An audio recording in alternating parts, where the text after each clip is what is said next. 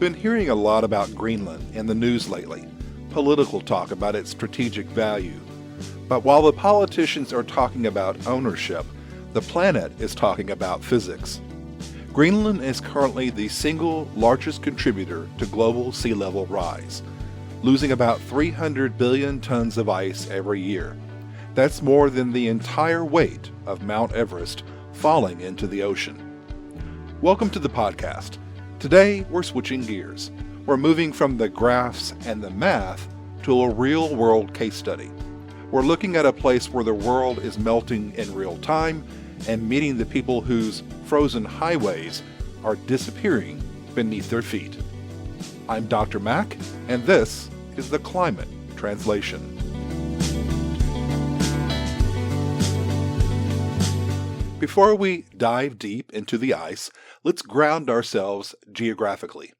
If you look at the top of a standard world map, Greenland often looks like a massive white continent, sometimes appearing almost as large as Africa.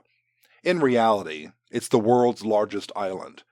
To give you a sense of scale, it's about 3 times the size of Texas.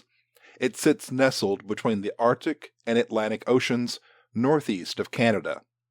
While it's technically part of the North American continent, it's an autonomous territory of Denmark. About 80% of this massive island is covered by a single, continuous ice sheet. It isn't just a layer of frost. In the center, that ice is almost 2 miles thick. It is a land of extremes, where the sun may not set for months in the summer, and the highways are traditionally made of frozen seawater. In the classroom, I often discuss Greenland's ice sheet as a massive, kilometer-thick parfait made of distinctive layers built up year over year. A healthy ice sheet is dynamic. It is constantly trying to rebuild itself. New snow falls on the cold interior, piling up and compressing into thick blocks of ice. This is the regeneration phase. In a balanced world, the ice that melts at the edges during the summer is replaced by that new fresh snow in the winter. But that balance has stalled. Because of warming air and ocean temperatures, Greenland is now melting much faster than it can regrow. Over the last 20 years, it has shed more than 5 trillion tons of ice. To put that into perspective, that's about 15 million times the weight of the Empire State Building. So, why is this happening so fast? Well, it comes down to 2 things: plumbing and friction. As the surface melts, it doesn't just sit there. It forms sapphire blue lakes that eventually drain into deep vertical shafts called moulins. This meltwater rushes all the way to the bottom of the ice sheet. Once it hits the base, it acts as a lubricant, greasing the wheels so the glaciers above can slide into the ocean even faster. We used to assume these glaciers were resting on solid, unmoving rock, but brand new research has revealed Greenland's Achilles heel. Using seismic waves from earthquakes to map the ground below, scientists found layers of soft sediment up to 650 feet thick beneath large parts of the ice. Think of it like this. If you're trying to move a heavy dresser across a hardwood floor, there's friction. But if you put that dresser on some slick moving pads, it's going to slide with a lot less effort. These thick, weak sediments make Greenland much more responsive to warming, effectively letting the ice sheet slip away into the sea. When we pop the cork by melting ice shelves along the coast, these inland glaciers, now sitting on slippery mud, are released and start to accelerate. This is why the Greenland ice sheet is now the largest individual contributor to global sea level rise. Now, we have to talk about the people who call this island of ice home. When we look at the charts and trend lines, it's easy to forget that Greenland is home to about 56,000 people, most of them indigenous Inuit. For them, the ice isn't an abstract data point. It's the foundation of culture, identity, and daily life.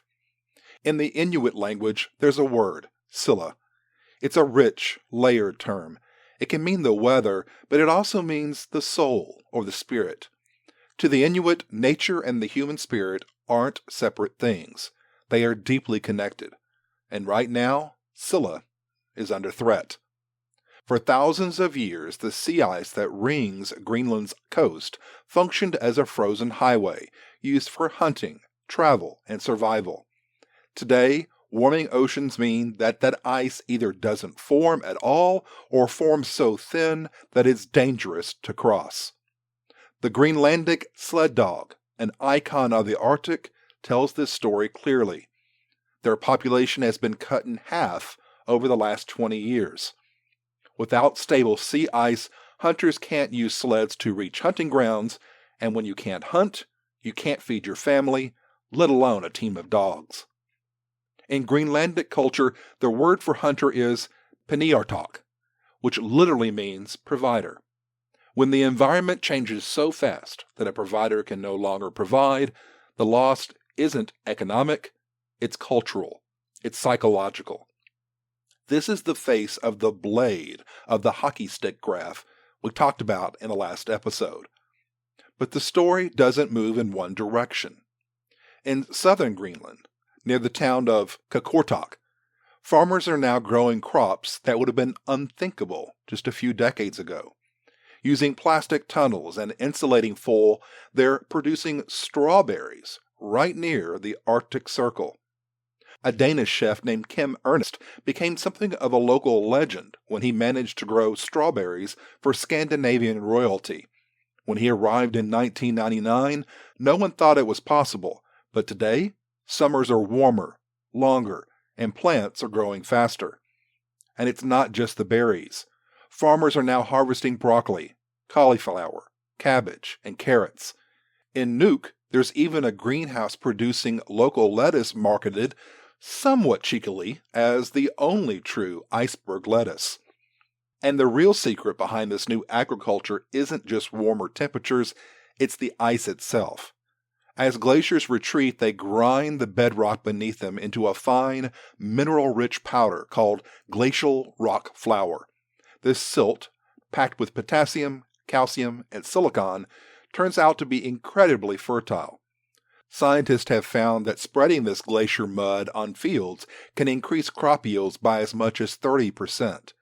In a sense, Greenland is mining its own melting ice, transforming loss into soul, and possibly turning a frozen landscape into a future breadbasket.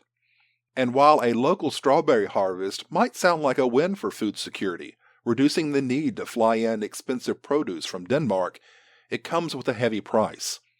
For many Inuit, the new crops are a sign that Scylla, their weather and their spirit, is being rewritten. As locals put it, the melting ice is a boon to the economy because it opens a door to farming and mining, but they also know it's harmful to the rest of the world. It's a double-edged sword. Greenland is becoming more accessible, more economically viable, and more connected to the global markets, but at the same time, it's becoming less familiar to the people who have lived there for centuries. But while Greenland is dealing with the loss of their ice and the change in their fortunes, the whole world is threatened. I want to discuss the concept called the bathtub effect. It's a simple name for a terrifying, complex reality. Imagine all the oceans of the world as one world water body, like a giant bathtub. Right now, the ice in Greenland is like a massive stack of ice cubes sitting on the edge of that tub. As long as they stay on the edge, the water level in the tub stays the same. But as that ice melts and the water rushes down the moulins we talked about, it's like turning on a faucet on full blast. This bathtub model is a way of mapping how the water fills up the lower elevations first before rising everywhere else. And the math is simple. For every 360 billion tons of ice Greenland loses, the global sea level everywhere rises by about 1 millimeter. Since 2002, we've seen a rise of about 6.35 centimeters, that's 2.5 inches, on our coastlines, just from the loss of ice from this one island. But here's the translation that often gets ignored. This isn't just about water level. It's about density. The waters of the oceans move. It is essential for the energy of the sun to be distributed around the planet. The warm waters of the equator rise and move toward the poles, and the cold water from the poles sink to the depths and move southward. In this way, energy, nutrients, and dissolved gases like oxygen circulate through the world's oceans, keeping them healthy. In Greenland, all the ice on the surface is freshwater. When it melts and enters the salty North Atlantic, it changes the chemistry of the ocean. It's like pouring a giant pitcher of cold, fresh water into a pot of salty soup.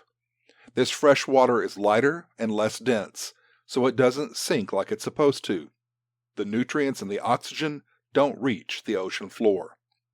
The giant conveyor belt of currents that bring warm water north and keep Europe from freezing over begins to slow and threatens to stop altogether.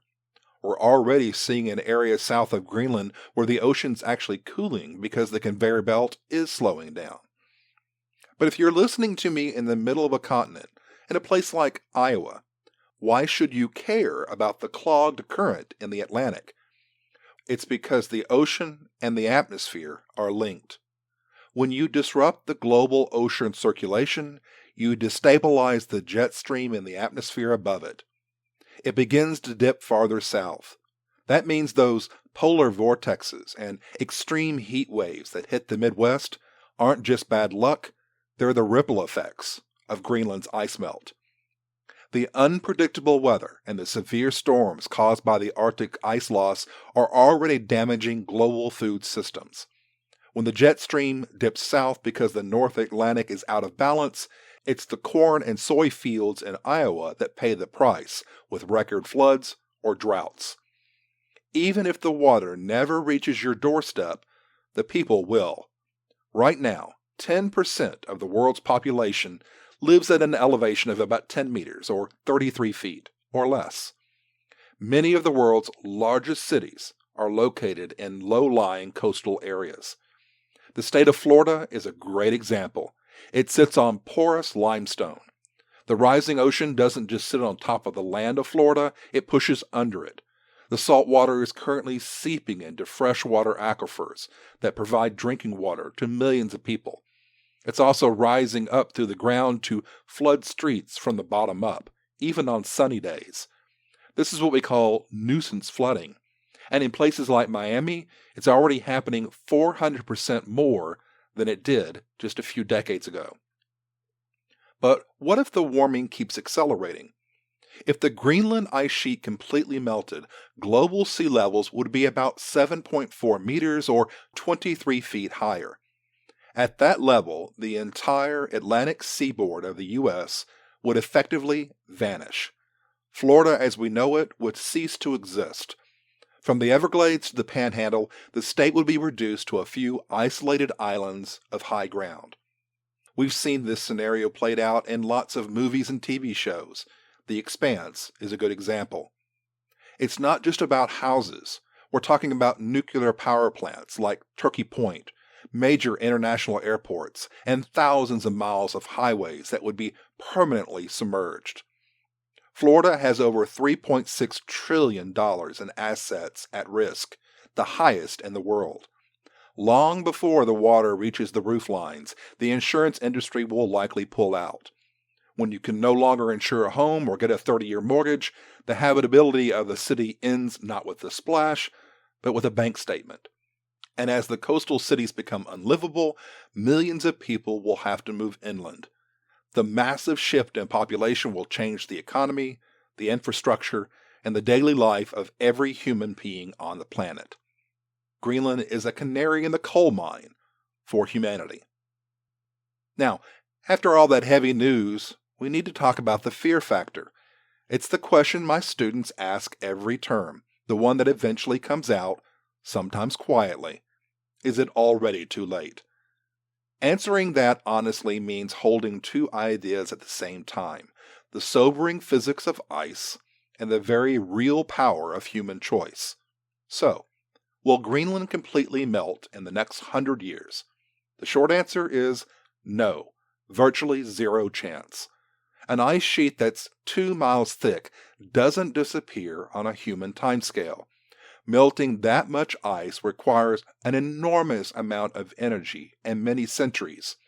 But, and this point matters, we don't need the entire ice sheet to melt for it to change our lives. What's far more likely over the next century is continued and accelerating loss. Current projections suggest Greenland alone could raise global sea levels by several inches, possibly more, by 2100. That may not sound dramatic, but in a world shaped by tides and storm surges, every little bit translates into real flooding, real displacement, and real cost. So can we reverse this? In a strict physical sense, no. Once ice calves into the ocean and melts, we can't put it back. We can't refreeze the Atlantic. But what we can do is slow the process. The Greenland ice sheet has tipping points. If we keep global warming below current thresholds, you might have heard the often cited 1.5 to 2 degrees Celsius, we may be able to prevent the ice sheet from entering a state of self-sustaining collapse. Think of it like a boulder on a hill. Once it's at the bottom, you can't push it back up. But right now, we have leverage. We could stop it from rolling faster. And this is where translation matters most. If you only listen to the headlines, it feels like we're in the final act of a movie. But as an educator, I see something different. I see that understanding changes behavior. I see that language shapes politics. And I see that hope isn't the same thing as optimism.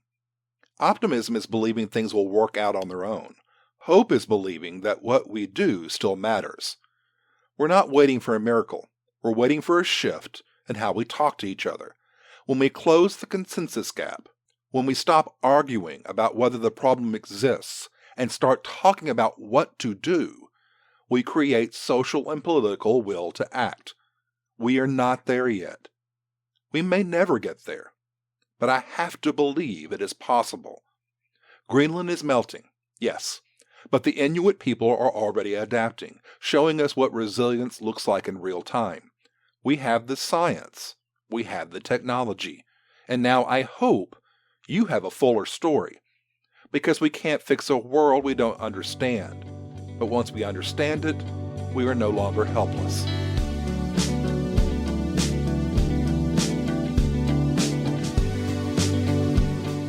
Greenland isn't just an island of ice. It's a mirror showing us how physics, culture, and human choices intersect in real time. If there's one takeaway from today, it's this.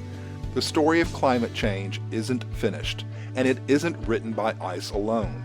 It's written by how well we understand the science, how clearly we talk about it, and what we choose to do next. Thanks for spending time with me. I'm Dr. Mack, and this has been The Climate Translation. If you have a question about the climate and you've been afraid to ask, or if you have a differing opinion, I want to hear from you. I can use your viewpoints in future episodes. I'll see you next time.